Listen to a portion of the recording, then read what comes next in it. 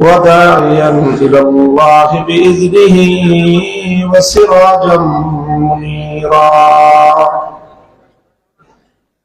أعوذ بالله من الشيطان الرجيم. بسم الله الرحمن الرحيم. إن الذين قالوا ربنا الله ثم استقاموا تتنزل عليهم الملائكة ألا تخافوا ولا تحزنوا وأبشروا بالجنة التي كنتم توعدون. نحن أولياؤكم في الحياة الدنيا وفي الآخرة ولكم فيها ما تشتهي أنفسكم ولكم فيها ما تدعون نزلا من غفور رحيم. بارك الله لنا ولكم في القرآن العظيم ونفعنا وإياكم بالآيات والذكر الحكيم. اللهم صل على محمد وعلى آل محمد كما صليت على إبراهيم وعلى آل إبراهيم إنك حميد مجيد. اللهم بارك على محمد وعلى آل محمد كما باركت على إبراهيم وعلى آل إبراهيم إنك حميد مجيد.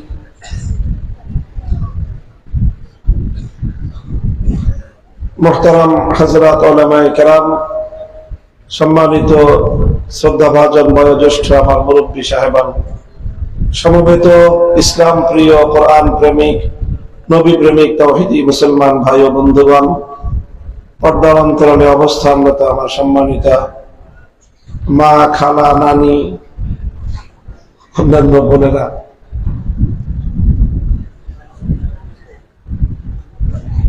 এরকম সম্বোধন বাংলাদেশে আর কোথাও তো করার সুযোগ নেই আমার। এই জন্য এখানে এই যে ঘোষক পরিচয় দিলেন, ডানে বামে অনেক কথা বলছেন, আসল পরিচয় দেন নাই। তো এখানে এই মাটির সাথে আমার কি সম্পর্ক, এই মাদ্রাসার সাথে আমার কি সম্পর্ক, এই বাড়ির সাথে আমার কি সম্পর্ক, সেই কথা না বলে ডানে বামে হাজার কথা বললেন।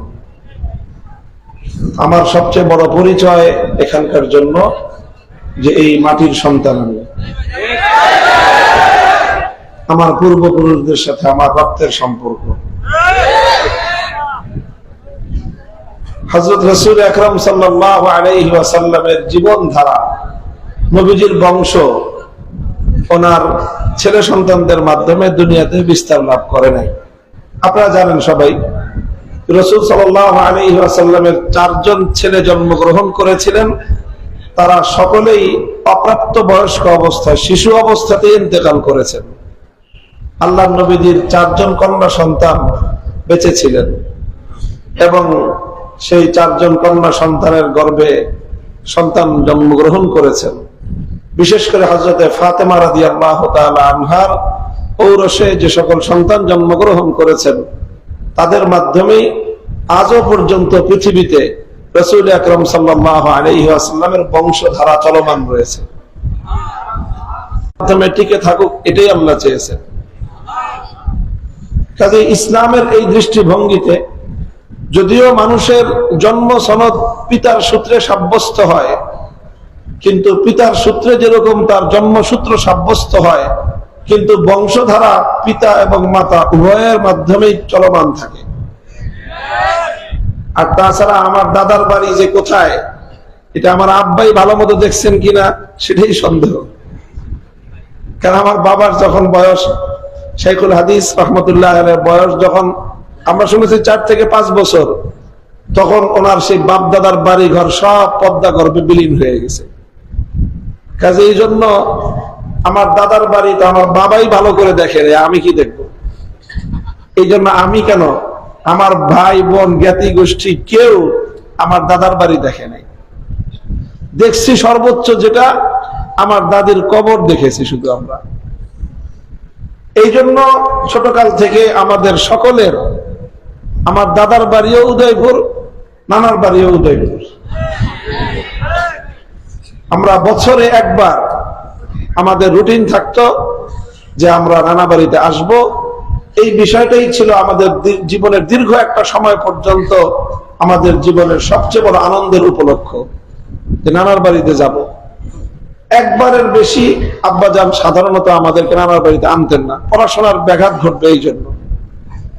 এক বছর, শুধুমাত্র এক বছরে 2 বার আসার সুযোগ হয়েছিল, যে এইবার আমার মামা বিয়ে করছেন। ওই মামার বিয়ে উপলক্ষে আব্বা সহ একবারে আমরা আসছিলাম, অতিরিক্ত একবার। যাই হোক, এই কথাটা বলার উদ্দেশ্য হলো যে এই মাটির সাথে, এই এলাকার সাথে, এই বাড়ির সাথে আমাদের সম্পর্ক ঠিক ওরকম যেরকম এই এলাকার যারা পিতৃসূত্রে যারা এই এলাকার সন্তান, তারা যেরকম এই এলাকার সন্তান, আমরা মাতৃসূত্রে মাতুরালয় হিসেবে যারা আমরা এই এলাকার সন্তান, আমরা ঠিক একইবারে এইভাবে এই এলাকারই সন্তান। মুহতারাম হাজিরিন, এই এলাকায় এবং এই মাদ্রাসা সেই বহু ইতিহাস, অনেক স্মৃতি স্বয়ং আমার মানসপটে, আমার স্মৃতির যে মেমোরি, আমার যে স্মৃতির যে ভান্ডার, অনেক সুন্দর সুন্দর সুখময় স্মৃতি আমার নিজের কাছেই জমা আছে। আমি এখানে এমন মজমা দেখেছি যে মজমার মধ্যে নুরানি চেহারা বিশিষ্ট আমার পূর্বপুরুষদেরকে দেখলে হৃদয় এবং প্রাণ জড়িয়ে যেত। আমার নানা যান মরহুম হযরত মাওলানা আজিজুর রহমান রহমতুল্লাহ আলাইহি, আমি আমার জীবনে কোন কোন দিক থেকে আমার নানার মতো এরকম মানুষ আর দ্বিতীয় জন কাউকে দেখিনি। আমার আব্বাজান রহমতুল্লাহ আলাইহি, শাইখুল হাদিস রহমতুল্লাহ আলাইহি, যেদিন আমার নানা জানের ইন্তেকাল হয়, মাওলানা আজিজুর রহমান রহমতুল্লাহ আলাইহির যেদিন ইন্তেকাল হয়, সেই দিন আব্বাজান শাইখুল হাদিস রহমতুল্লাহ আলাইহি আমাদের জামিয়া রহমানিয়াতে ওনার ব্যাপারে 2-4টা কথা বলেছিলেন। সেই কথার মধ্যে একটা কথা ছিল যে এরকম মানুষ আমার বাবাও খুব কম দেখেছেন, যে নামাজের মধ্যে নামাজ শুরু করলেই তিনি তার যে কান্না শুরু হতো, নামাজের শুরু থেকে শেষ পর্যন্ত পূর্ণ নামাজের মধ্যেই কান্নার এমন ধকল ওনার শরীরের মধ্যে, ওনার কণ্ঠে থাকতো যে এইটা সাহাবায়ে কেরামের যুগের কথা মনে পড়ে যেত। ওয়াকানা রাজুলান বাক্কা, নামাজ শুরু করতেন আমার নানা, আর পুরা বাড়ির আশপাশ দিয়ে যে কেউ শুনলেই ওনার কান্নার আওয়াজ শুনতে পেত এবং বুঝতে পারতো যে উনি ঘরের মধ্যে নামাজ পড়তেছেন। এরকম অবস্থায় আমরাই দেখেছি। আমি দেখেছি এই মাদ্রাসার 3 জন প্রিন্সিপাল মুহতামিম, তাদেরকে আমার সচক্ষে দেখার সৌভাগ্য হয়েছে। তারা 3 জন অবশ্যই আমার নানা ছিলেন। আমার নানা যান মরহুম হযরত আজিজুর রহমান রহমতুল্লাহ আলাইহি, আমার শাহ সাহেব নানা, শাহ সাহেব নানার নাম কিন্তু জানি না আমি, এইসব নাম করেন না, আমরা শাহ সাহেব নানা বলতাম, এখনো শাহ সাহেব হিসাবে উনি পরিচিত। এই নামের ওই নানাকে আমরা দেখেছি এই মাদ্রাসা পরিচালনা করতে। এরপরে সর্বশেষ আমার যে ইয়াহিয়া সাহেব নানা, ওনার ইয়াহিয়া নানাকেও দীর্ঘ সময় পর্যন্ত এই মাদ্রাসার আমরা পরিচালক মুহতামিম হিসাবে মাদ্রাসা পরিচালনা করতে দেখেছি। হয়তো সেই সময়ে এই মাদ্রাসার ঘর দুয়ার, দালান কোঠা এত আজিমুসান ছিল না, ভাঙ্গা ঘর ছিল, ভাঙ্গা দুয়ার ছিল। তবে অবশ্যই আমাদের পূর্বপুরুষদের সময়ে যেই নূর এখানে ছিল, আমরা যদি আবার সেই নূরকে এখানে ফিরিয়ে আনতে পারতাম, কতই না ভালো হতো আমাদের জন্য। আমাদের পূর্বপুরুষদের সময়ে এই বংশের প্রতিটি সন্তান যেভাবে তারা আল্লাহর দ্বীনের পথে পরিচালিত হতো, হায় যদি আজও আমাদের বংশের সন্তানেরা সেই ধারায় যদি আবার পরিচালিত হতো, তাহলে অবশ্যই উদয়পুর, পীরবাড়ি, এই এলাকা এবং এই মাটির মূল্য অন্য কিছুই হতো। আল্লাহ পাক রব্বুল আলামিন আমাদের পূর্বপুরুষদের এই স্বর্ণালী ধারাকে আবার ফিরিয়ে আনবার তৌফিক আমাদেরকে দান করে। এটা আমাদের সম্মিলিত চেষ্টা হওয়া উচিত। আমরা সকলে মিলে চেষ্টা করব আবার আমাদের সেই পূর্বপুরুষদের ধারাকে ফিরিয়ে আনবার। আল্লাহ পাক কবুল করেন।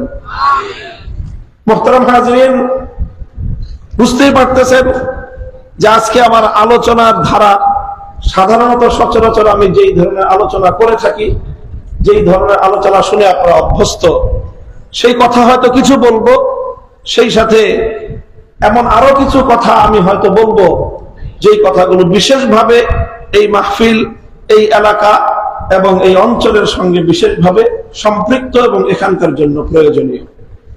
আমি প্রথমে কোরআনে পাক থেকে সূরা হামিম সাজদার যে আয়াতগুলো তেলাওয়াত করেছি, সেই আয়াতের মূল বিষয়বস্তুটা আপনাদের সামনে বলি যে আমি কি বিষয়ক আয়াত তেলাওয়াত করেছি।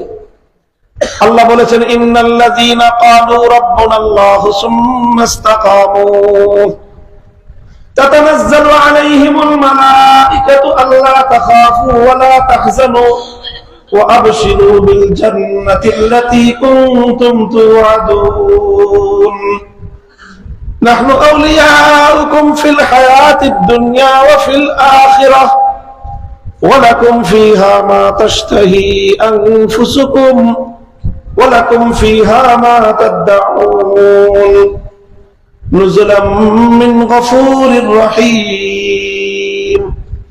আল্লাহ রাব্বুল আলামিনের পক্ষ থেকে এক শ্রেণীর মানুষের জন্য অনেক বড় একটা সুসংবাদ দেয়া হয়েছে যে সেই মানুষগুলো যখন মৃত্যু মুখে পতিত হবে, ঠিক মরণকালে তাদের কাছে নুরানি ফেরেশতাদের একদল হাজির হবে একটা সুসংবাদ নিয়ে। মৃত্যুর আগেই ফেরেশতারা এসে তাদেরকে বলবে, ভয় পেও না, চিন্তার কোনো কারণ নাই। আল্লাহ পাক আমাদেরকে তোমার নিকট পাঠিয়েছেন যেন আমরা এই দুনিয়ার মৃত্যুর সময়ে, কবরে কঠিন সময়ে, হাসরে কঠিন সময়ে, পুলসিরাত পার হওয়ার কঠিন সময়ে আমরা যেন তোমার সাথে থাকি আর তোমাকে যেন বেহেশত পর্যন্ত পৌঁছায় দেই। এই দায়িত্ব দিয়ে আল্লাহ আমাদেরকে তোমার কাছে পাঠিয়েছেন। কতই না সৌভাগ্য সমস্ত মানুষদের যাদের জীবদ্দশায় মৃত্যুর আগেই তাদেরকে ফেরেশতারা ইস্তেকবাল করার জন্য আল্লাহর জান্নাত থেকে দুনিয়াতে চলে আসে আর দুনিয়া থেকে তাদেরকে ইস্তেকবাল করে জান্নাত পর্যন্ত নিয়ে পৌঁছায় দেয়।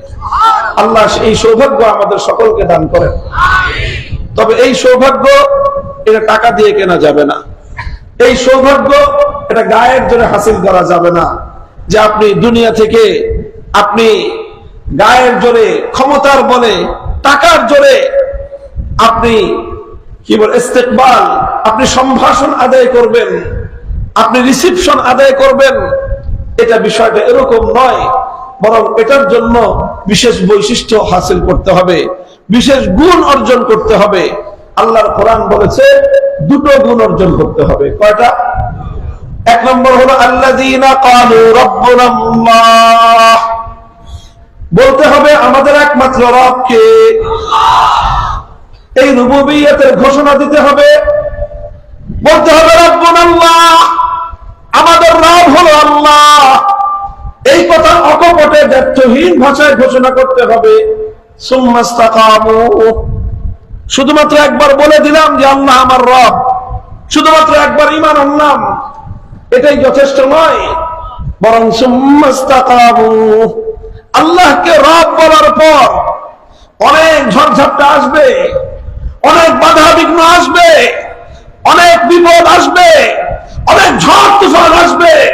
সমস্ত ঝড় তুফানকে মোকাবেলা করতে হবে, সমস্ত বাধা বিঘ্নকে দুপায়ে চলতে হবে, সমস্ত নবসাকে উপেক্ষা করে জীবনের শেষ মুহূর্ত পর্যন্ত আল্লাহকে যে রব বলেছি, জীবন থাকলে থাকবে, না থাকলে শাহাদাতের সিঁড়িতে জান্নাত পর্যন্ত পৌঁছবো। আল্লাহর রুবুবিয়তের ঘোষণা থেকে চুপ পরিমাণ সরে দাঁড়াবো না।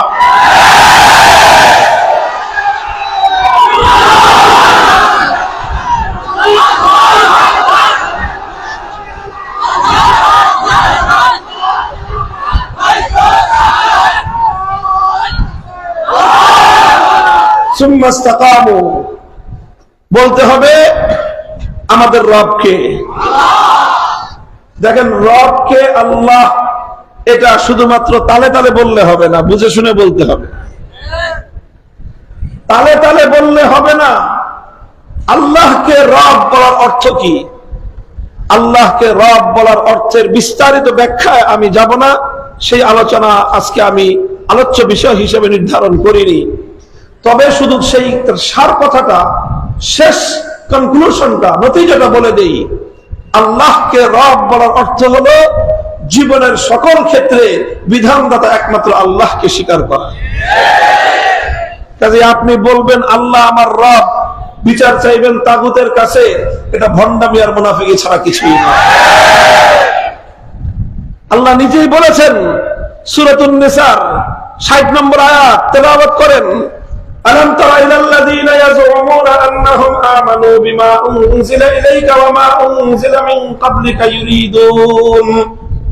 ইউরিদুনা আন ইয়াতাহাকামু ইলা আত-তাগুতি ওয়া ক্বাদ উমিরু আন ইয়াকফুরু বিহি ওয়া ইউরিদু আশ-শাইতানু আন ইউদিল্লাহুম দালালাম বাঈদা। আল্লাহ বলেন, আলাম তারা, প্রচন্ড ক্ষোভ, ঘৃণা, ক্রোধ নিয়ে আল্লাহ বলতেছেন, তোমরা কি দেখো, তোমরা কি দেখো না এমন কিছু মানুষ আছে যারা দাবি করে আন্নাহুম আমানু, যে তারা ঈমানদার। আল্লাহ কি বলতেছেন? যে তারা দাবি করে তারা ঈমানদার, অথচ দাবি করে ঈমানদার, নাম রাখছে লাল মিয়া, দেখতে একেবারে অমাবস্যার কালের আপনার অমাবস্যার রাত্রের মতো কালো কুচকুচে আছে না? নাম লাল রাখলেই তো আর মানুষটা সুন্দর হয়ে যায় না। তো ঠিক ওরকম কিছু মানুষ এমন আছে, তারা দাবি করে যে তারা ঈমানদার, অথচ তারা তাদের দাবির শতভাগ বিপরীত তাদের কাজ কি? ইউরিদুনা আন ইয়াতাহাকামু ইলা আত-তাগুত, তারা আল্লাহর ফয়সালা বাদ দিয়ে, আল্লাহর বিধান বাদ দিয়ে, তারা গায়রুল্লাহ, আল্লাহর প্রতিদ্বন্দ্বী যারা, আল্লাহর বিপক্ষ শক্তি যারা, আল্লাহর দুশমনের শত্রু যারা, তাদের বিধানকে তারা পছন্দ করে। আল্লাহ বলেন, এক শ্রেণীর মানুষ এমন আছে নিজেদেরকে ঈমানদার বলে পরিচয় দেয়, অথচ আল্লাহর দুশমনদের বিধানকে পছন্দ করে। অর্থাৎ আল্লাহ বলতে চান, যারা আল্লাহর উপর ঈমান আনতে পারে, ঈমান এনেছে বলে দাবি করে, তারা আল্লাহর দুশমনদের বিধানকে কোনোদিন মানতে পারে না। কিন্তু আল্লাহ বলতেছেন, আছে দুনিয়াতে এরকম মানুষ আছে যে তারা নিজেদেরকে নাম দেয় ঈমানদার, পরিচয় দেয় আমি ঈমানদার, অথচ কাজ করে কাট্টা বেঈমানের মতো। নাম আব্দুল মুমিন, কাজ হলো পরিপূর্ণ বেঈমানের কাজ। নাম আব্দুর রহমান, নাম আব্দুল সালাম, নাম মুসলিম উদ্দিন, কিন্তু কাজের মধ্যে সম্পূর্ণ বেঈমানি কাজ, কুফরি কাজ, যে সে আল্লাহর বিধানকে বাদ দিয়ে আল্লাহর বিধানের বিরুদ্ধবাদী, আল্লাহর দুশমনের বিধানকে সে সম্মান জানায়। মুহতারাম হাজিরিন, বলতেছিলাম, সুতরাং ইন্নাল্লাযীনা ক্বালু রাব্বুনাল্লাহ, আল্লাহকে রব বলার অর্থ শুধু এটা না যে মুখে মুখে বলে দিলাম রব্বি আল্লাহ বা রাব্বুনাল্লাহ, এটাই যথেষ্ট নয়, বরং আপনাকে বুঝতে হবে, আমাকে বুঝতে হবে যে আল্লাহকে রব বলার অর্থ কি। আল্লাহকে রব বলার অর্থ কি? আল্লাহকে রব বলার অর্থ হলো জীবনের সকল ক্ষেত্রে, আমার জীবনে সর্বোচ্চ প্রাধান্য পাবে একমাত্র কার বিধান? আল্লাহর বিধানকে আমি মানব। আল্লাহর বিধানের সঙ্গে বিপরীত হবে যত বিধান, সমস্ত বিধানকে আমি প্রত্যাখ্যান করব, সমস্ত বিধানকে আমি লাথি মারব, সমস্ত বিধানের প্রতি আমি আমার অস্বীকৃতি জ্ঞাপন করব। এটার নামই হলো রব্বুল আল্লাহ। যারা বলবে আমাদের রব হলো আল্লাহ, এটা হলো প্রথম বৈশিষ্ট্য। বুঝে শুনে বলবে আমাদের রবকে, বুঝে শুনে বলবে রবকে, অর্থাৎ বিধান চলবে কার? আইন চলবে কার? বলেন তো আইন চলবে আল্লাহ, রব আল্লাহ, কিন্তু বলেন বুকে হাত দিয়ে আল্লাহর জমিনে আল্লাহর আইন বাস্তবায়ন করার জন্য আপনার জীবনে আপনি কি করেছেন? বলেন।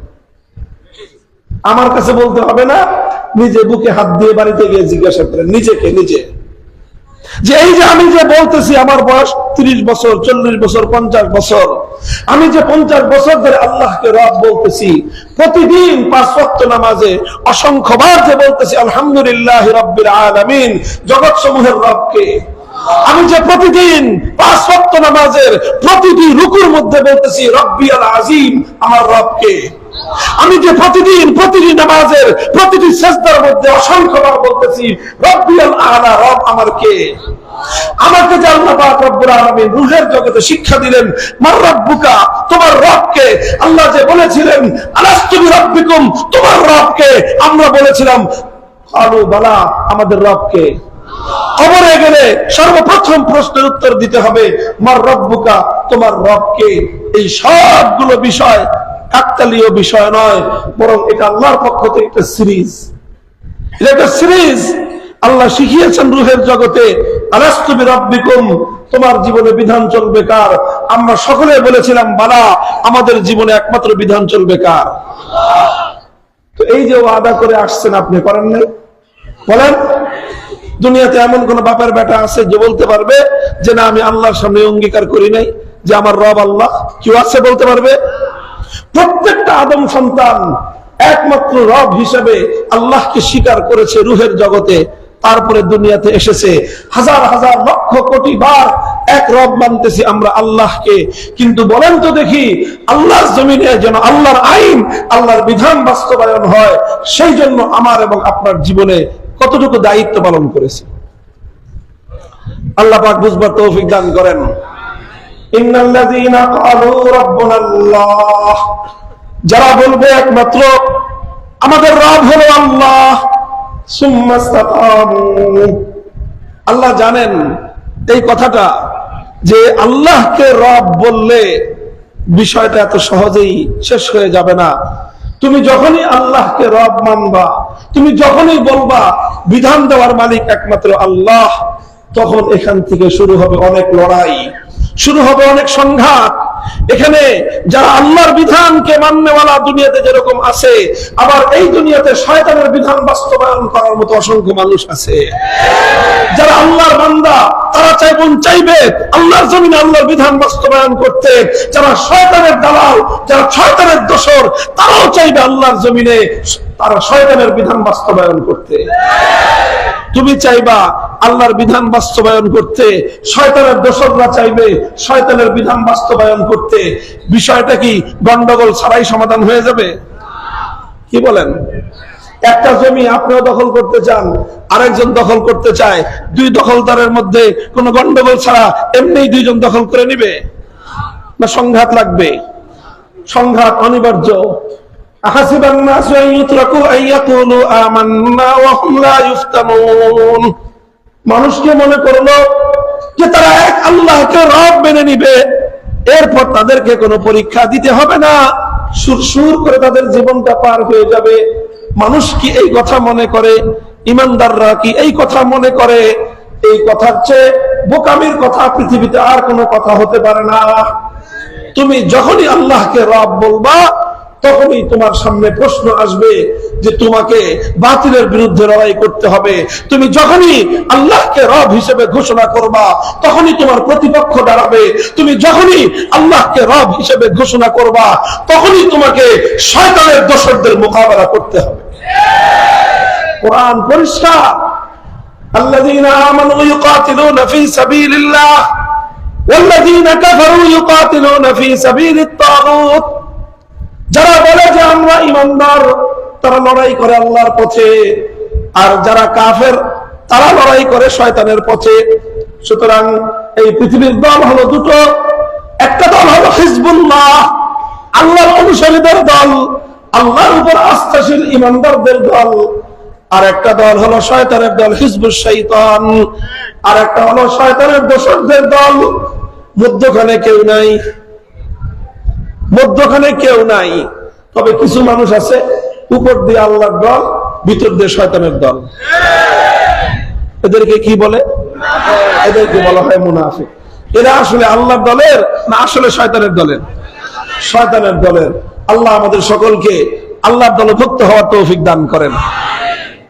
তো এই জন্য আপনি আমি যখনই আল্লাহকে রব বলে ঘোষণা করব, আল্লাহকে রব বলে বিশ্বাস করব, আল্লাহকে রব বলে মেনে নিব, তখনই আমাদেরকে সংঘাতের মুখোমুখি হওয়া লাগতে পারে, আমাদেরকে সংঘাত এবং পরীক্ষার মুখোমুখি হওয়া লাগতে পারে, আমাদেরকে বাধার সম্মুখীন হওয়া লাগতে পারে, প্রতিকূলতার সম্মুখীন হওয়া লাগতে পারে, ঝড় ঝাপটা আমাদের জীবনে আসতে পারে। এটা জেনে শুনে আল্লাহ বলতেছেন সুম্মাস্তাকামু, অতঃপর তারা দৃঢ় এবং অটল থাকবে। ওই যে বৈশিষ্ট্য বলেছিলাম, মৃত্যুর আগে ফেরেশতাদের রিসিপশন চান। কে কে চান? আল্লাহ কবুল করেন সবাইকে। মৃত্যুর আগে ফেরেশতারা এসে আপনাকে রিসিপশন জানাক, ফেরেশতারা এসে আপনাকে ইস্তেকবাল জানাক, ফেরেশতারা এসে আপনাকে জান্নাতের সুসংবাদ দিয়ে আপনাকে জান্নাতের মেহমান বানায় নিয়ে যাক। এটা যদি আমি আর আপনি চাই, দুটো বৈশিষ্ট্য হাসিল করতে হবে। প্রথম বৈশিষ্ট্য হলো রব হিসেবে ঘোষণা করতে হবে কাকে? আর আল্লাহকে যখন আপনি রব হিসেবে ঘোষণা করবেন, জেনে বুঝে করবেন, সত্যিকার অর্থে করবেন, তখন আপনার জীবনে বিপদ আসবেই, আপনার জীবনে ঝড় ঝাপটা আসবেই, আপনার জীবনে প্রতিকূলতা আসবেই, আপনার জীবনে নানা ধরনের বাধা বিপত্তি আসবেই। এজন্য আল্লাহ দ্বিতীয় বৈশিষ্ট্যের কথা বলতেছেন সুম্মাস্তাকামু, আল্লাহকে রব বলেই দায়িত্ব ক্ষান্ত করবে না, বরং জীবনের শেষ মুহূর্ত পর্যন্ত এই কথা বলেছি তো বলেছি, এর উপরেই দৃঢ় এবং অটল থাকবো। কোরআনে পাকের শব্দ হলো ইস্তেকামত। কি শব্দ সবাই বলেন? ইস্তেকামত। কি শব্দ? ইস্তেকামত শব্দ। দুই চারটা কোরআনের শব্দ মুখস্থ করেন। শব্দ তো দুনিয়াতে আমরা বাঙালি হয়ে ইংলিশ শব্দ কম ব্যবহার করি না, কিন্তু কোরআনের পরিভাষা বলতে গেলে, কোরআনের দু চারটা শব্দ বলতে গেলে আজ আমাদের জাতীয় শিক্ষা ব্যবস্থার এই করুণ দশা হয়েছে। একজন মানুষ সর্বোচ্চ শিক্ষা অর্জন করার পরেও কোরআনের দুই চারটা শব্দ সঠিকভাবে উচ্চারণ করা শিখতে পারে না। এই অভিশপ্ত শিক্ষা ব্যবস্থা থেকে জাতিকে মুক্ত করতে হবে। প্রত্যেকটি ব্যবস্থা, যেই সকল ব্যবস্থার দ্বারা আমার আগামী প্রজন্মকে কুফরি প্রজন্ম হিসেবে গড়ে তোলা হচ্ছে, আমাদের আগামী প্রজন্মকে ইসলাম বিদ্বেষী ধারায় পরিচালিত করা হচ্ছে, যেই ব্যবস্থার মাধ্যমে আমার দেশকে, আমার সমাজকে, আমার মাটিকে আল্লাহ বিরোধী ধারায়, শয়তানের ধারায় পরিচালিত করা হচ্ছে, প্রত্যেকটাকে একটা একটা করে শেকড় সহ সব থেকে উপরে ফেলতে হবে।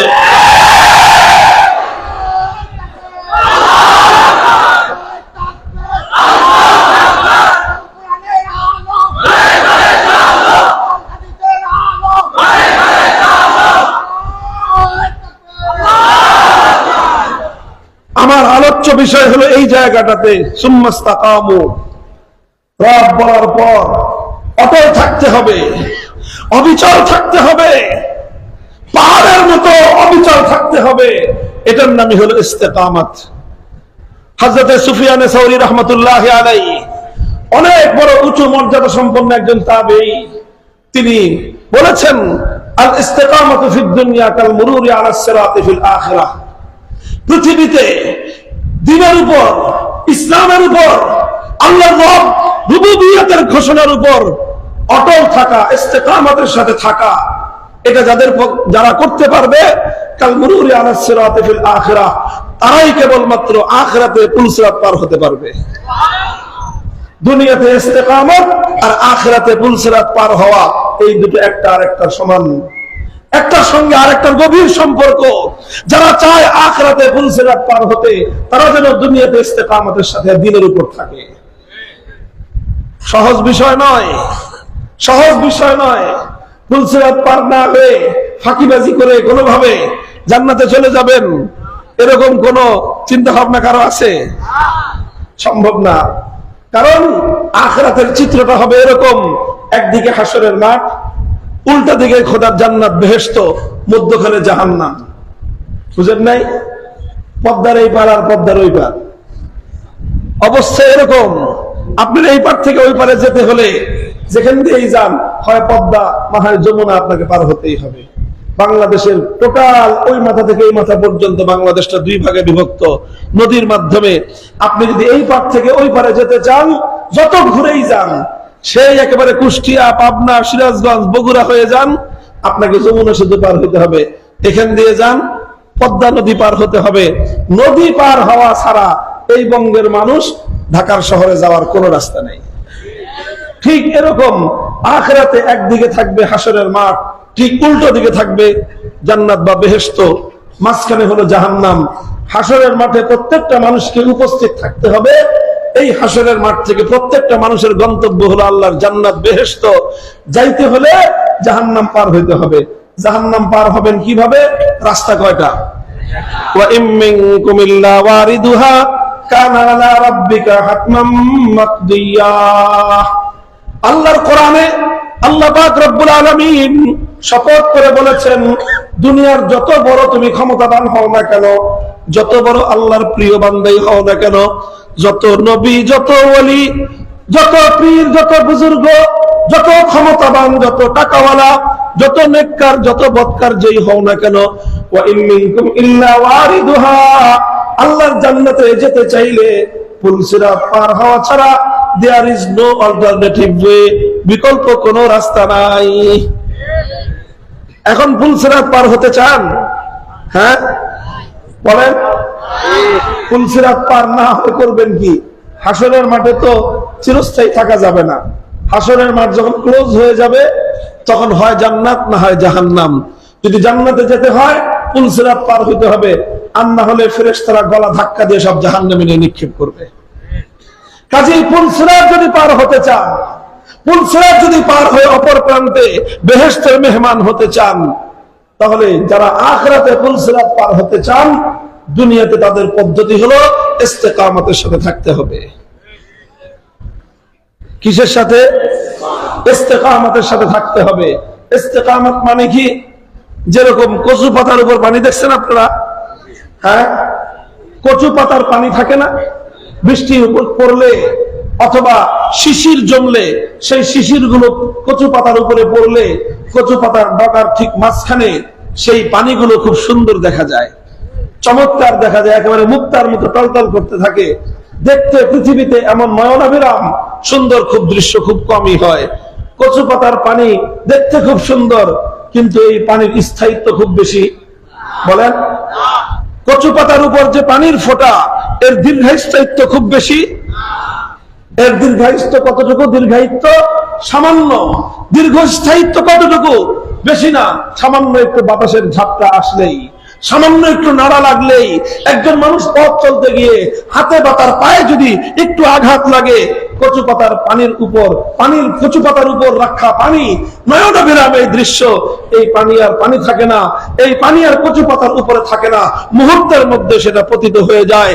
ঠিক এরকম অনেক মানুষের ঈমান আছে, দেখতে ঈমানদার মনে হয়, নয়নাভিরাম দৃশ্য দেখা যায়, জুব্বা আছে, পাঞ্জাবি আছে, টুপিও আছে, সুন্দর সুন্দর ইসলামী নাম আছে, বাবার নাম মুসলিম উদ্দিন, ছেলের নাম আব্দুল মুমিন, মায়ের নাম মুমিনা খাতুন, সব দিকে মুমিন আর ইসলাম জড়ায় জড়ায় আছে, কিন্তু তার ঈমান হলো কচু পাতার পানির মতো।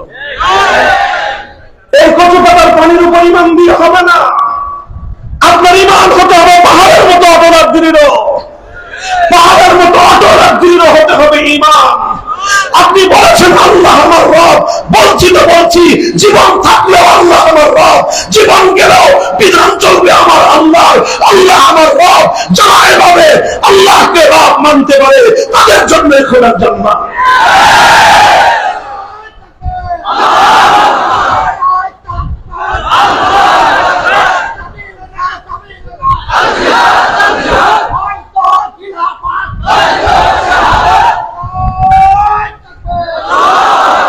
এই জন্য ইস্তেকামত অনেক বড় জিনিস।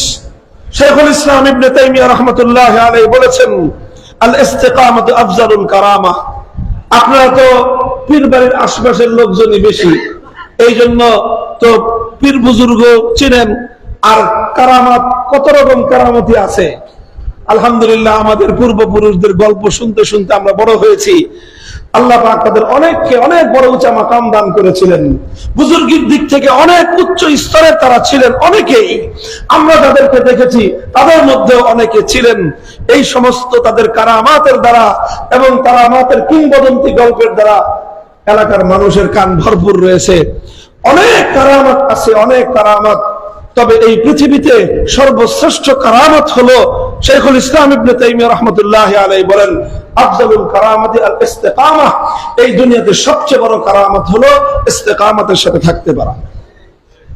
হযরত জুনায়েদ বাগদাদী রাহমাতুল্লাহি আলাইহি, ওনার সম্পর্কে একটা ঘটনা শোনা যায় যে এক লোক শুনছে যে জুনায়েদ বাগদাদী অনেক বড় আল্লাহওয়ালা বুজুর্গ, তো তার মনে করছে যে এত বড় বুজুর্গ কত না জানি কারামতি থাকবে তার। তো সে আসছে এই কারামতি দেখার জন্য, এসে অনেক দিন থাকছে, প্রায় 1 মাস বা 1 চিল্লা থেকেছে জুনায়েদ বাগদাদীর কাছে। তারপরে সে হতাশ, আশাহত। সে যাওয়ার সময় বলতে যে হুজুর, অনেক বড় আশা নিয়ে আসছিলাম আপনার কাছে, সারা দেশে আপনার সুনাম সুখ্যাতি যে আপনি নাকি অনেক বড় বুজুর্গ মানুষ, কিন্তু আমি এসে আপনার তো কোনো বুজুর্গই দেখলাম না। এতদিন থাকলাম, আমি এখন হতাশ হয়ে নিরাশ হয়ে ফিরে যাচ্ছি। জুনায়েদ বাগদাদী রাহমাতুল্লাহি আলাইহি জিজ্ঞাসা করলেন, তুমি আমার কোনো কেরামতি দেখো নাই না? না, কোনো কেরামতি দেখলাম না।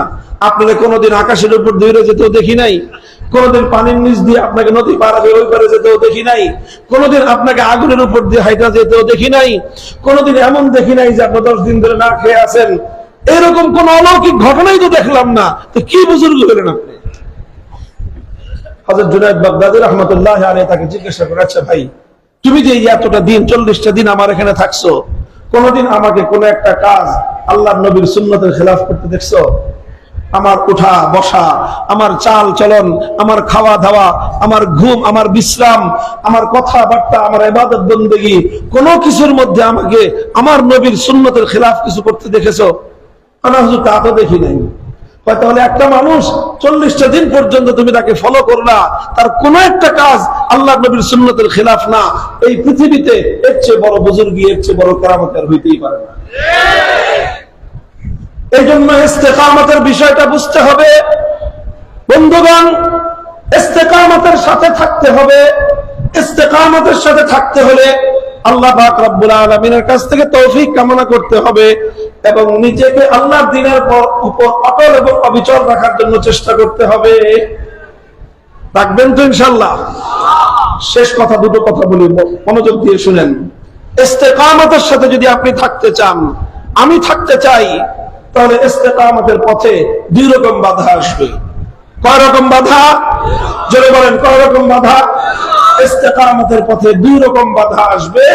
এই দুটো বাধাকে অতিক্রম করতে পারলেই আমি আর আপনি ইস্তেকামতের এই গুণ হাসিল করতে পারবো এবং ইনশাআল্লাহ মহা সম্মানিত হয়ে আল্লাহর জান্নাতের মেহমান হতে পারবো।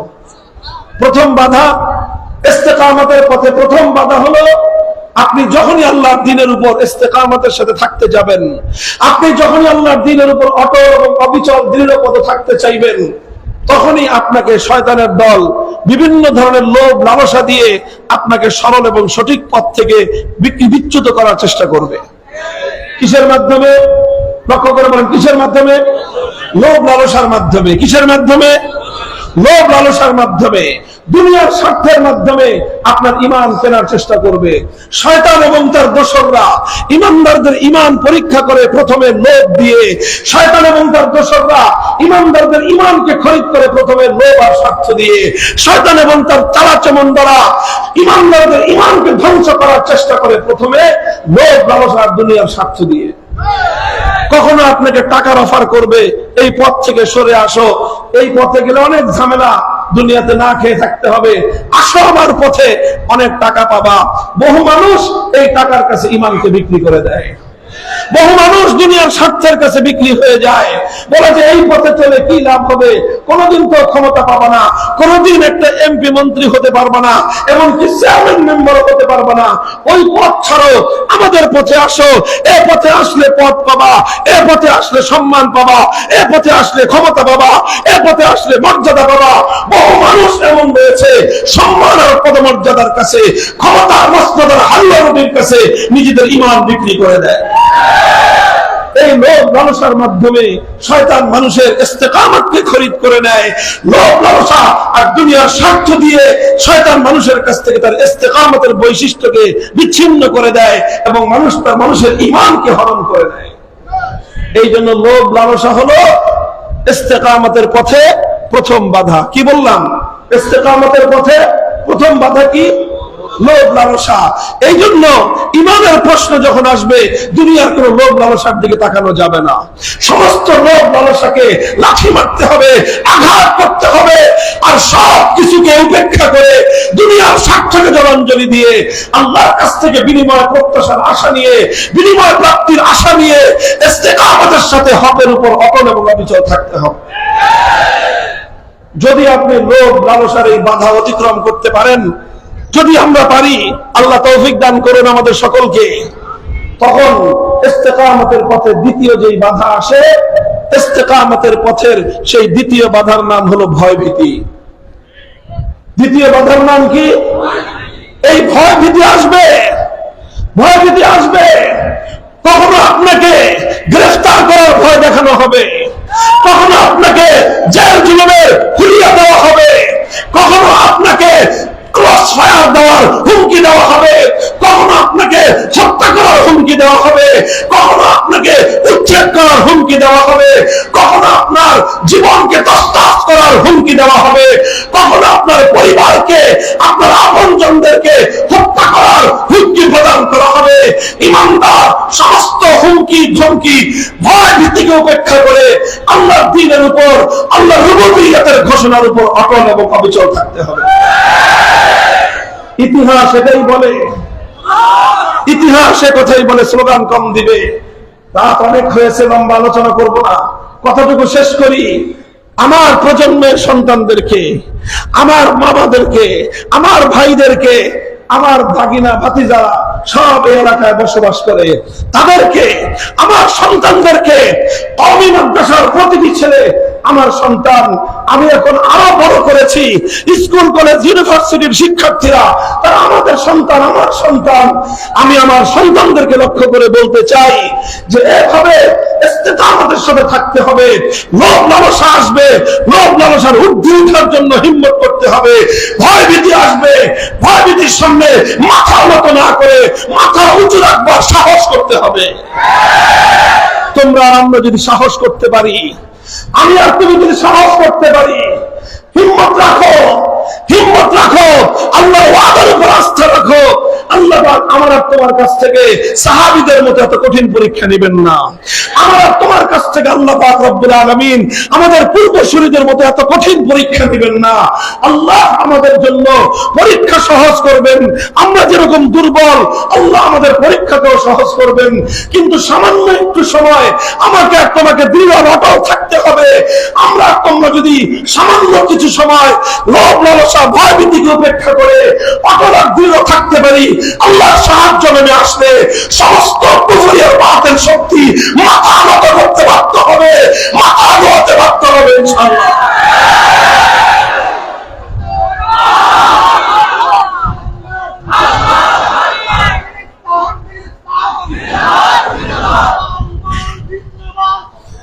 ভাই একটা কথা লক্ষ্য করে বুঝেন, আজ আমাকে আপনারা, শুধু আপনারা না, সারা বাংলাদেশে যেখানেই যাই, মানুষের উচ্ছ্বসিত অভিনন্দন, মানুষের উচ্ছ্বাস, মানুষের আবেগ, বাঘ ভাঙা জোয়ারের মতো মানুষ নামতেছে। এটাকে দেখে আমি খুব উচ্ছ্বসিত না, আমি যে খুব আহ্লাদিত তা না, কারণ আমি এটা জানি। কেন এটা তাও জানি, এবং শেষে কি হবে সেটাও আমি জানি। ওয়াতিলকাল আইয়ামু নুদাবিলুহা বাইনান নাস, আল্লাহ পাকের বিধান হলো এই পৃথিবীতে কারোর সারা দিন সারা বছর পৌষ মাস যায় না। বুঝেন নাই? আপনারা খালি মনে করতেছেন যে এই যে মামুনুল হক সাহেবের পৌষ মাস শুরু হয়েছে, এই পৌষ মাস আর কোনোদিন শেষ হবে না। না, শেখ হাসিনাদের পৌষ মাস গেছে, তখন আমাদের সর্বনাশ হয়েছে। এখন আবার আমাদের পৌষ মাস চলতেছে। এই কথা ভুলেও কেউ ধারণা করবেন না যে এই পৌষ মাস যে শুরু হয়েছে কিয়ামত পর্যন্ত মানে আর এই পৌষ মাস শেষ হবে না। না, এটা আল্লাহর নীতি নয়, এটা আল্লাহর নীতি নয়। এই যে পৌষ মাস শুরু হয়েছে, হয়তো আবার এই পৌষ মাসের সমাপ্তি হবে, আবার আমাদের প্রতিকূলতার সময় আসবে, আবার আমাদেরকে জিন্দানখানায় ভরা হবে, আবার আমাদের উপর জুলুমের দাস্তান রচিত হবে, আবার হয়তো আমাদের বিরুদ্ধে ষড়যন্ত্র শুরু হবে, আবার হয়তো আমাদেরকে ফাঁসির মঞ্চে হাজির হতে হবে। মনে রাখবেন, ভালো সময়ে যেভাবে আল্লাহ দিনের কথা বলছি, ঠিক তদ্রুপ প্রতিকূলতার সময়ও ফাঁসির মঞ্চে হাসি মুখে আল্লাহ ভক্তের কথা বলে যাব। এটার নামই হলো ইস্তেকামাত।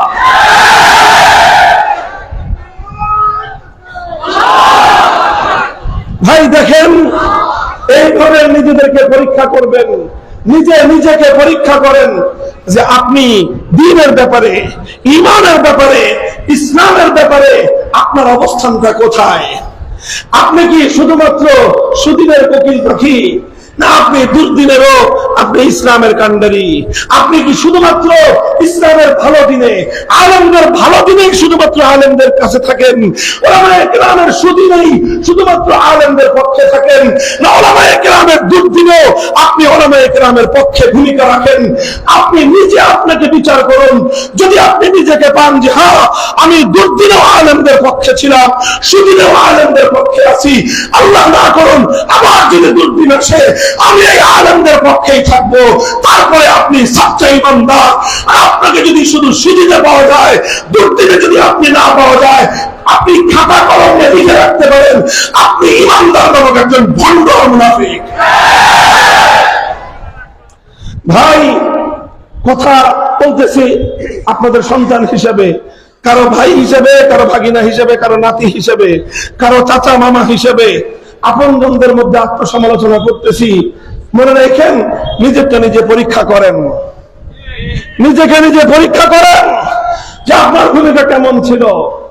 হ্যাঁ, সবাই যে একেবারে শক্ত ভূমিকা রাখতে পারবে তা নয়। আমি সে কথাও বলতেছি, আলহামদুলিল্লাহ আমাদের পূর্বসূরীদের যুগ থেকে ইতিহাস রয়েছে, পূর্বসূরীদের যুগ থেকে ইতিহাস রয়েছে। ইমামে আযম আবু হানিফা রাহমাতুল্লাহ আলাইহি, এই যে আজকে হানাফি মাযহাব নিয়ে ইমামে আযম আবু হানিফা, ইমাম দারুল হুজরা মালিক ইবনে আনাস, ইমাম আবু ইদ্রিস আশ-শাফিঈ, ইমাম আহমদ ইবনে হাম্বল রাহিমাহুমুল্লাহ, চার মাযহাবের সারা দুনিয়াব্যাপী উত্তরসূরি, চার মাযহাবের অনুসারী। আর এই চার মাযহাবকে অস্বীকার করার এক নতুন ফিতনা শুরু হয়েছে। আমরা শুধুমাত্র মাযহাবকে অস্বীকার করার, ইনকারে তাকলিদের এই ফিতনার মোকাবেলা করি, কিন্তু চার মাযহাবের ইমামদের সত্যিকার আদর্শকে আমরা কতটুকু অনুসরণ করি সে বিষয়টা আমরা খুঁজে দেখি না। আপনি খুঁজেন চার মাযহাবের ইমামদের ইতিহাস, ইমামে আযম আবু হানিফা রাহমাতুল্লাহ আলাইহির ইতিহাস কি ছিল। ইমামে আযম আবু হানিফা রাহমাতুল্লাহ আলাইহিকে তার যুগের যে শাসক ছিল, সেই শাসক ছিল জালেম, অত্যাচারী শাসক। জনগণ তার বিরুদ্ধে ক্ষিপ্ত হতে শুরু করলো। এই ধূর্ত শাসক চিন্তা করলো, জনগণকে যদি এখন নিবৃত্ত করতে হয়, পক্ষে রাখতে হয়, তাহলে এক বড় হুজুর আছে, ওই বড় হুজুরকে আমার পাশের চেয়ারে বসাইতে হবে। তাহলে বড় হুজুর যদি আমার দলে যোগ দেয়, জনগণ সব আমার পক্ষে থাকবে। এখন সেই বাদশা খুঁজে পেল যে বড় হুজুরকে বর্তমান যুগের দেখলো সবচেয়ে বড় হুজুর নোমান ইবনে সাবিত আবু হানিফা। তখন সেই জালেম অত্যাচারী শাসক ইমাম আবু হানিফাকে বলল যে হুজুর, আপনার জন্য বড় পদ, এই রাষ্ট্রের খলিফার পরে, আমিরুল মুমিনিনের পরে সবচেয়ে বড় পদ যেটা কাজিল কুজাত, প্রধান বিচারপতি, চিফ জাস্টিস, সেই পদ আমি আপনাকে দিচ্ছি, আপনি জনগণের সেবা করেন। ইমাম আবু হানিফা রাহমাতুল্লাহি আলাইহি এত বোকা মানুষ ছিলেন না। তিনি বুঝতে পারছেন যে জালেম এখন আসলে আমাকে বিচারপতি বানাতে চায় না, সে চায় আমাকে তার পাশের চেয়ারে বসায়ে আমাকে দিয়ে তার নিজের অন্যায় অত্যাচারকে বৈধ করতে। এখন তুমি নিজে জনগণের চাপে আমাকে দিয়ে তোমার অন্যায় কাজ হালাল করবা। ইমাম আবু হানিফা বললেন যে না, কোন জালেম শাসকের আন্ডারে আবু হানিফা চাকরি করবে না, প্রত্যাখ্যান করলেন। গোটা দেশের মানুষ জানলো যে যুগের ইমামে আযম সময়ের শাসকের প্রস্তাব এবং তার অফার প্রত্যাখ্যান করেছেন। এতে জালেম শাসকের আরো বেশি অপমান হলো, আরো ক্ষিপ্ত হয়ে উঠলো। ক্ষিপ্ত হয়ে উঠে কি করবে? জালিমরা যেটা করে প্রথমে অফার দেয়, প্রস্তাব দেয়।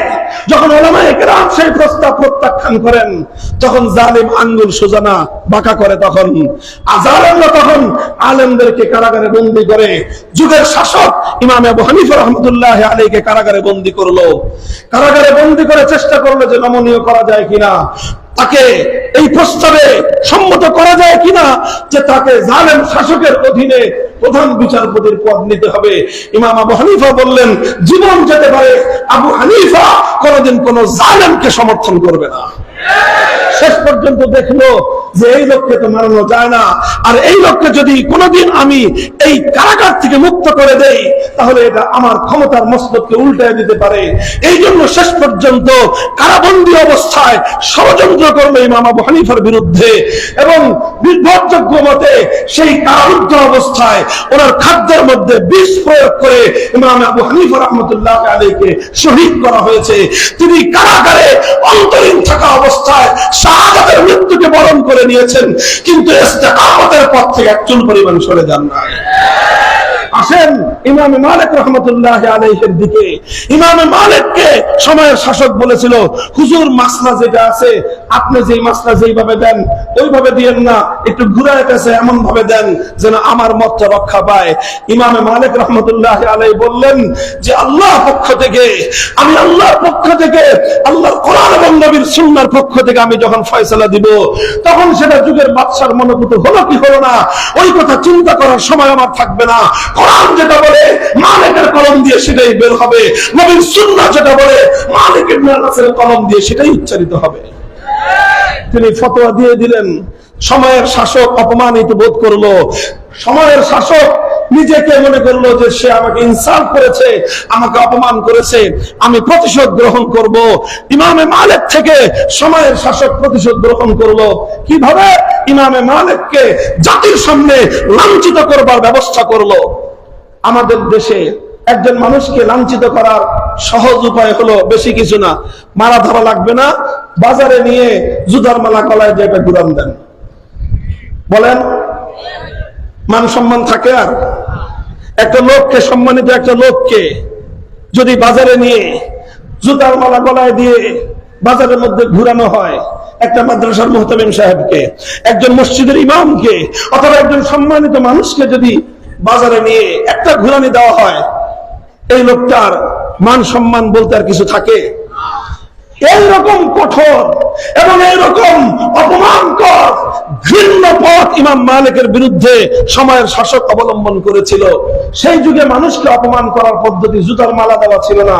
সেই যুগে মানুষকে অপমান করার পদ্ধতি ছিল যে একটা মানুষকে ঘোড়ার পিঠে নয়, হাতির পিঠে নয়, এমনকি ছোট ঘোড়া খচ্চরের পথে পিঠেও নয়, একটা গাধার পিঠে আরোহণ করা হবে। গাধার পিঠে, যেই গাধার পিঠে সাধারণত মাল বহন করা হয়, যেই গাধার পিঠে সাধারণত বোঝা বহন করানো হয়, সেই গাধার পিঠে মানুষকে বহন করানো হবে।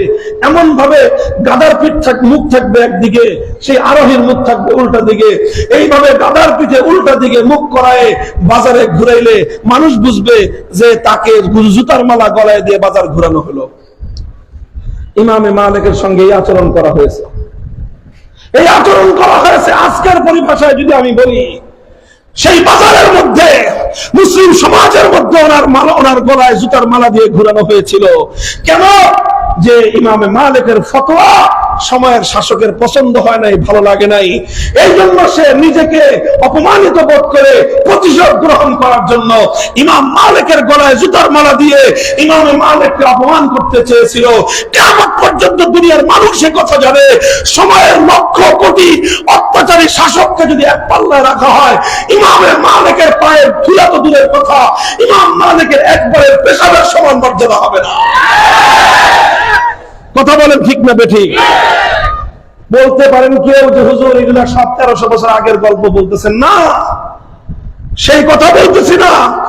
শুধুমাত্র আপনাদেরকে বুঝাবার জন্য, সাহস বৃদ্ধি করার জন্য আমি আমার কথাই বলি। আমি তো 1400 বছর আগের লোকও না, আমি তো ওরকম কোন রথি মহারথীও না, আমি অত বড় আল্লামা, অত বড় বুজুর্গও না, কেউ না। হয়তো বুজুর্গদের সন্তানের রক্তের ধারা আমার মধ্যে আছে। শুধুমাত্র আমাকে অসম্মান করতে চেয়েছিল সবচেয়ে বড় জালেম যুগের ফেরাউন শেখ হাসিনা। আমাকে অসম্মান করতে চেয়েছিল, তার সঙ্গে আমার অন্য কোন সংঘাত ছিল না, অন্য কোন লড়াই ছিল না। একটাই লড়াই ছিল, সে চেয়েছিল আমি যেন কোরআন সুন্নাহর দৃষ্টিতে মূর্তিকে বৈধ বলি। আমরা বলেছিলাম জীবন যেতে পারে, মূর্তিকে বৈধতা দেওয়ার কোন সুযোগ আমাদের নাই।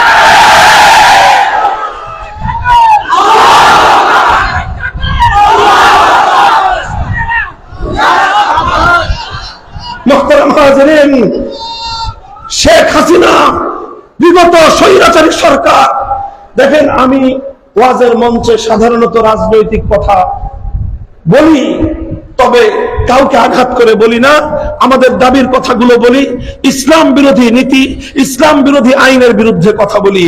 এই কথাটা সুনির্দিষ্টভাবে বলছি কারণ এটার সঙ্গে ইসলামের সম্পর্ক, এটার সঙ্গে ইসলামী আকীদার সম্পর্ক, এটার সঙ্গে ইসলামী বিশ্বাসের সম্পর্ক, এটার সঙ্গে আলেম ওলামাদের সম্মানের সম্পর্ক, এটার সঙ্গে আগামী দিনে ইসলামপন্থীদের কর্মপালা, ইসলামপন্থীদের কর্মনীতির সম্পর্ক। সে আমাকে অপমান করার জন্য এমন কোন পন্থা নাই যেটা সে অবলম্বন করে নাই। গোটা রাষ্ট্র শক্তিকে আমি ব্যক্তির বিরুদ্ধে সে লেলিয়ে দিয়েছিল, গোটা পুলিশ প্রশাসনকে আমার বিরুদ্ধে লেলিয়ে দিয়েছিল। শুধুমাত্র আমার বিরুদ্ধাচরণ করার কারণে পুলিশের বড় বড় কয়েকজন কর্মকর্তা 2021 সালে পুলিশের পদক পেয়েছে। পত্রপত্রিকা খুলেন, শুধুমাত্র আমাকে গ্রেফতার করার কারণে ডিবির হারুন প্রমোশন পেয়েছে। শুধুমাত্র আমার কাছ থেকে আমাদের জামিয়া রহমানিয়া আরবিয়া কেড়ে নেওয়ার কারণে পুলিশের ডিআইজি একজন সে বছরের সেরা পুলিশের পদক পেয়েছে। শুধুমাত্র আমাকে রিমান্ডে নিয়ে নির্যাতন করবার কারণে একজন এডিসির প্রমোশন হয়েছে, শুধু নয় সে পুলিশের পদক পেয়েছে। শুধু পুলিশ প্রশাসন না, শুধু পুলিশ প্রশাসন না, যতগুলো গোয়েন্দা সংস্থা বাংলাদেশে আছে সবগুলো গোয়েন্দা সংস্থার শীর্ষস্থানীয় কর্মকর্তারা আমার বিরুদ্ধে সরাসরি তারা ভূমিকা পালন করেছে। আর যে যত বড় ভূমিকা পালন করেছে, স্বৈরাচারিণীর কাছে সে তত বেশি মূল্যায়ন এবং মর্যাদা পেয়েছে। 3 বছর আমাকে গায়ে আঘাত করে নাই, আমাকে শরীরে আঘাত করে নাই, আমাকে ইমাম মালিক রাহমাতুল্লাহি আলাইহির মতো জুতার গলা মালায় দিয়ে অপমান করতে চেয়েছিল। আল্লাহ পাক রব্বুল আলামিনের কাছে শুধুমাত্র এই দরখাস্ত করেছিলাম যে আল্লাহ, আজকে যদি আমার মাথা নত হয়ে যায়, আমি একজন মামুনুল হক, আমি লাঞ্ছিত হলে কিছুই হবে না, কিন্তু আমার দিকে তাকিয়ে আছে এ জাতির লক্ষ কোটি ইমানদার মানুষেরা। বাংলাদেশের প্রতিটি ঘরে ঘরে মায়েরা, বোনেরা, আমার মেয়েরা রোজা রেখে আমার জন্য দোয়া করেছেন। আপনারা খবর নিয়ে দেখবেন, শুধু আপনাদের গ্রামের কতজন মা, কতজন নানি, কতজন খালা আমার জন্য রোজা রেখেছে, কোরআন খতম করেছে, উমরা করেছে, আল্লাহর ঘরের তওয়াফ করেছে, বাইতুল্লাহর গিলাফ ধরে কান্না করে চোখের অশ্রুতে বুক ভাসিয়েছে, লক্ষ কোটি টাকা সাদাকা করে শুধুমাত্র আমার মুক্তি চেয়ে, আমার নিরাপত্তা চেয়ে আল্লাহর কাছে দরখাস্ত করেছে। এই নানুপুর ছিলেন, এখন যে নানুপুরের পীর সাহেব হুজুর আছেন সালাউদ্দিন সাহেব, ওনার আম্মা, এই পীর সাহেবের বয়স 70 বছরের উপরে হবে। ওনার মায়ের বয়স কত বলেন? 100 বছরের কাছাকাছি, মারা গেছেন 10 বছর খানিক আগে মনে হয়। আমি ওনাকে পাই নাই। ওই দিন ওনার নানুপুরে হযরত সালাউদ্দিন সাহেবের ছোট ভাই হেলাল সাহেবের সঙ্গে কথা, হাটহাজারী মাদ্রাসায় বাবুনগরী হুজুর সহ, মুহিবুল্লাহ বাবুনগরী হুজুর সহ হেফাজতের বৈঠকে উনি বললেন, হেলাল উদ্দিন সাহেব, যে আমার আম্মা আমাদের কোন ভাইয়ের জন্য এই পরিমাণ দোয়া করে নাই, আপনার জন্য যে পরিমাণ দোয়া করেছে। এটা শুধুমাত্র আমি ঘটনার উদ্ধৃতি শোনালাম, একজন শতবর্ষী নারীর ঘটনা। কেন তারা আমাকে ভালোবাসলো, কেন তারা আমার জন্য দোয়া করলো, আমি আল্লাহর কাছে শুধু একটা কথা বলে 3 বছর চোখের পানিতে বুক ভাসিয়েছি যে আল্লাহ, তুমি আমি না হয় একজন সাধারণ নগণ্য গুনাহগার মানুষ, কিন্তু তোমার এই সকল প্যারা বান্দা বান্দিরা, কত নিষ্পাপ মাসুম বাচ্চারা, বাংলাদেশে এমন কোন কওমি মাদ্রাসা হয়তো খুব কমই ছিল যে কওমি মাদ্রাসার মাসুম সন্তানরা চোখের পানি ছেড়ে আমার নিরাপত্তা চেয়ে দোয়া না করেছে। একটা সরকার চেয়েছিল, একটা রাষ্ট্র চেয়েছিল, আর ওই রাষ্ট্রের যারা বিদেশি প্রভু তারা চেয়েছিল অপমানিত করতে। ইন্নাল ইজ্জাতা লিল্লাহি জামিআ, قل اللهم مالك الملك تؤتي الملك من تشاء وتنزع الملك ممن تشاء وتعز من تشاء وتذل من تشاء بيدك الخير انك على كل شيء قدير। ইজ্জত দেওয়ার মালিক কে? অপমান করেন কে? তুমি তো এই রাষ্ট্রে এত ক্ষমতা অর্জন করেছিলা, প্রত্যেকটা পত্রিকা তোমার এবং তোমার 14 গোষ্ঠীর যেই মাসে জন্ম, ওই মাস শুরু হওয়ার পর থেকে গুণকীর্তন করা শুরু করত। এভাবে কৃত্রিম উপায়ে সম্মানের আসনে তুমি বসতে চেয়েছিলা, আর আজ তোমার পরিণাম এই হয়েছে। বিগত 1000 বছরে বাংলাদেশের কোন ক্ষমতাবান মানুষের পরিণাম এত ভয়াবহ হয় না। 100 বছরের কোন শাসক বাংলাদেশ থেকে এরকম অপমানিত লাঞ্ছিত হয়ে বিতাড়িত হয় নাই।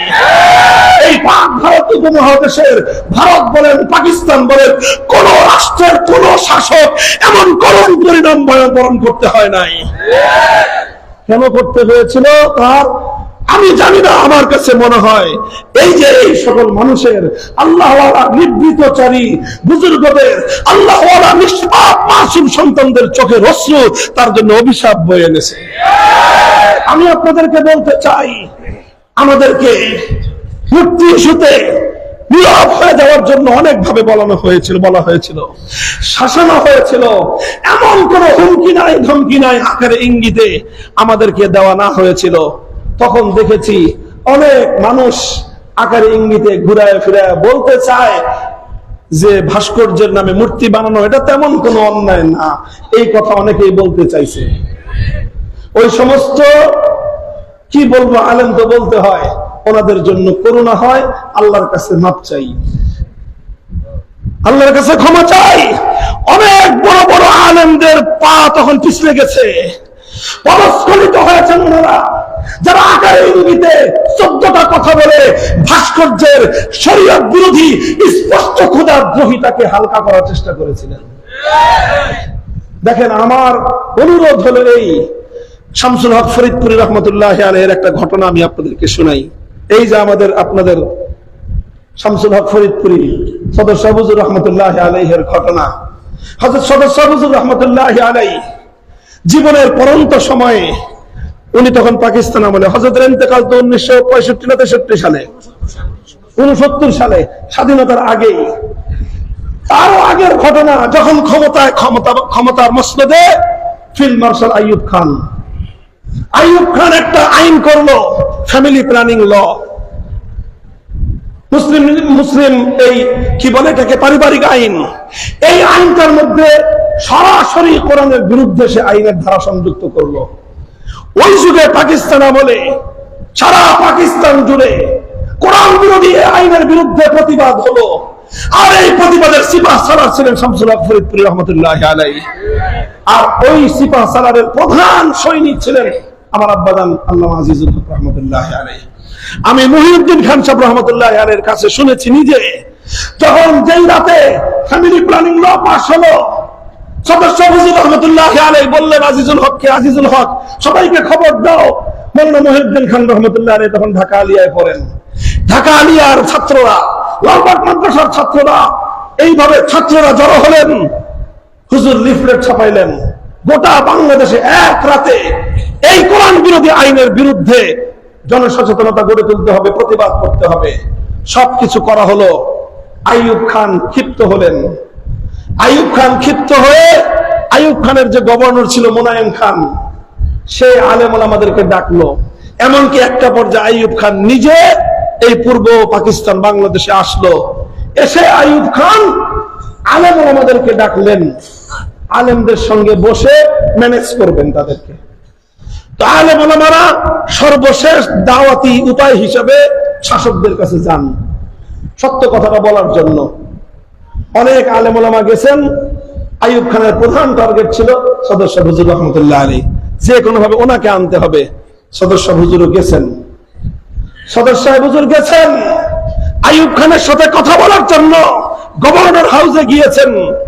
কিন্তু হুজুর আগে থেকে ঠিক করে রাখছেন, এমন ভাব নিয়ে থাকবো যেন জালেম কোরআন বিরোধী আইন রচনাকারী সে যেন আমাদের মুখ দেখে বুঝতে পারে আমাদের অন্তরের মধ্যে কি ঝড় বইছে।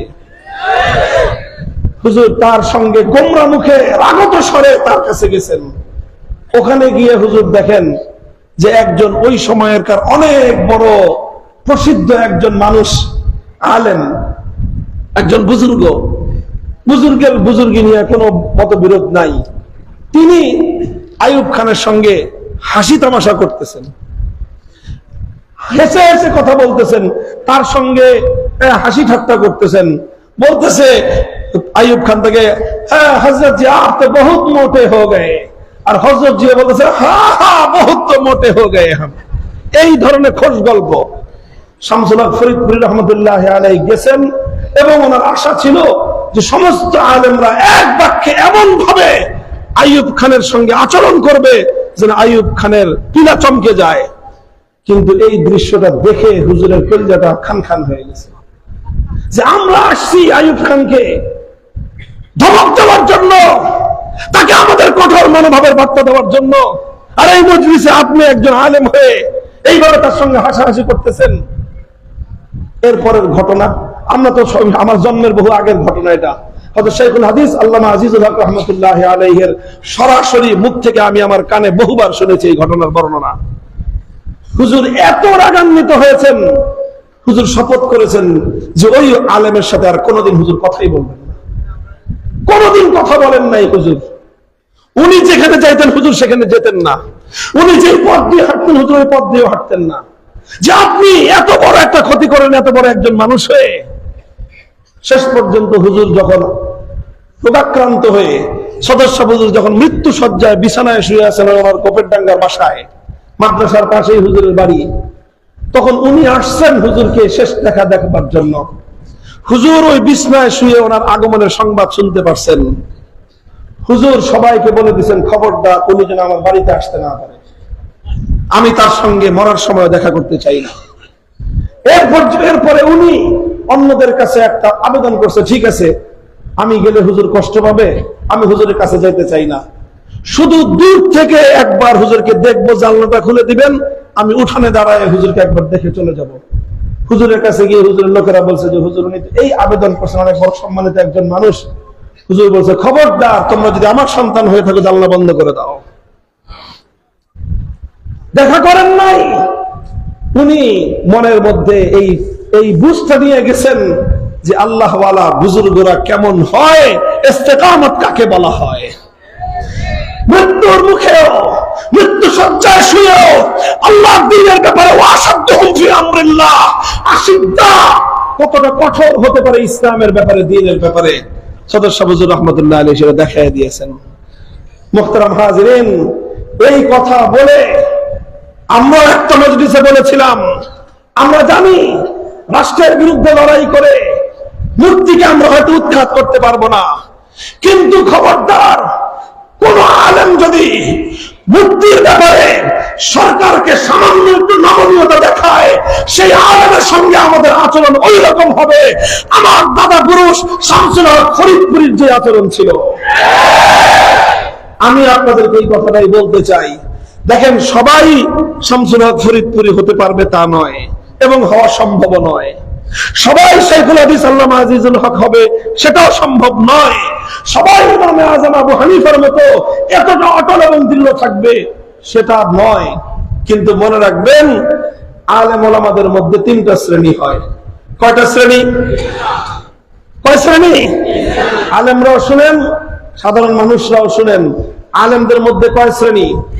আলেমদের মধ্যে তিনটা শ্রেণী হয়। প্রথম একটা শ্রেণী হয় যাদের সংখ্যা খুব কম থাকে, অল্প হয়।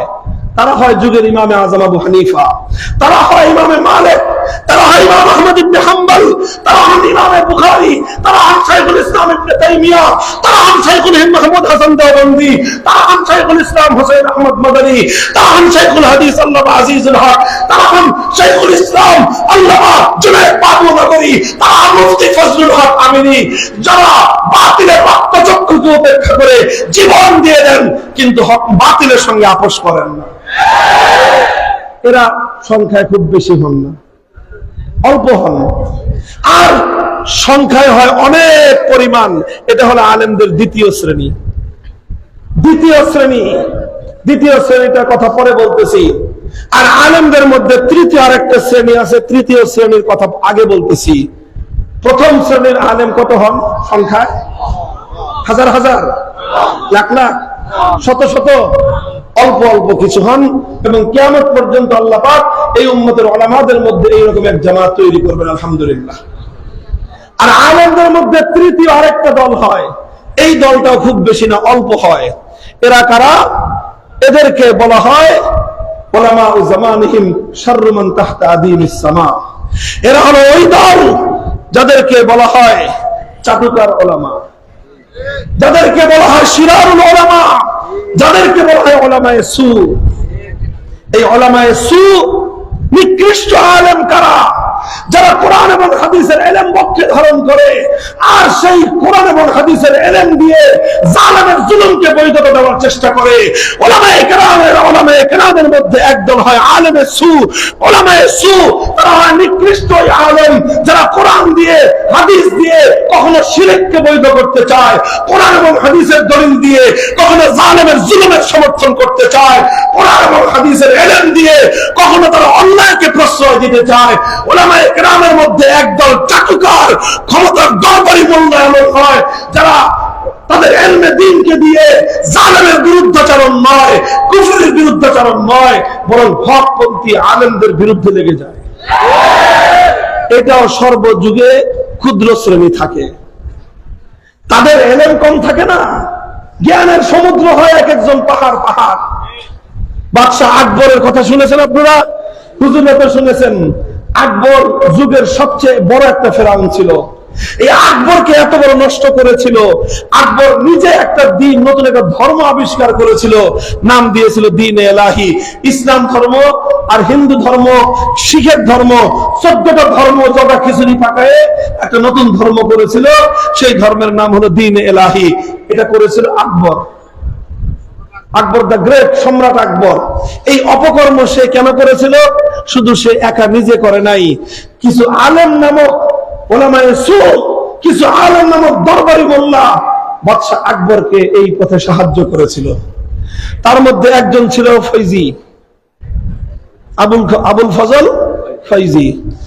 এত বড় আলেম ছিল, সে একটা তাফসীরের কিতাব লিখেছে যেটাকে তাফসীরে বেনুকাত বলা হয়। অর্থাৎ এমন একটা তাফসীর যেই তাফসীরের মধ্যে সমস্ত অক্ষর ছিল নোক্তাবিহীন অক্ষর। অর্থাৎ একটা আরেকটা এমন একটা অক্ষর আনে নাই পূর্ণ কিতাবের মধ্যে, যেই কিতাবের মধ্যে অক্ষর নোক্তাওয়ালা অক্ষর আনতে হয়। এত বড় আলেম ছিল আবুল ফজল ফৈজি, কিন্তু আবুল ফজল ফৈজিরা কি করেছে?